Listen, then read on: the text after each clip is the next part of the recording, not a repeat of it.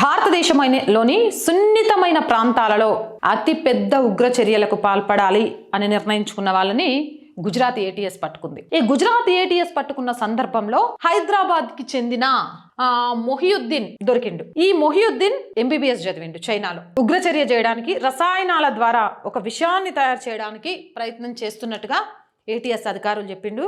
ఒక కొత్త జన్మనివ్వడానికి ఒక వైద్యుడిగా దేవుడి తర్వాత స్థానం ఉంది. అలాంటి పవిత్రమైన వృత్తిలో ఉండి చదివిన చదువును ఏ దేశం అయితే నీకు బ్రతకడానికి అవకాశం ఇస్తుందో ఆ దేశ వినాశనానికే నీ చదువును ఉపయోగించావు అంటే నువ్వు ఎంత నీచుడివి. ఇలాంటి ఉన్నత విద్య చదివి ఇస్లామిక్ ఉగ్రవాదులుగా మారిన విద్యార్థులు ఇంకెవరైనా ఉన్నారా? చదువుకున్న చదువును నీ తల్లిదండ్రులను సమాజంలో గౌరవంగా నిలబెట్టడానికి ఉపయోగించు, ఈ దేశానికి ఏదైనా మేలు చేయడానికి ఉపయోగించు.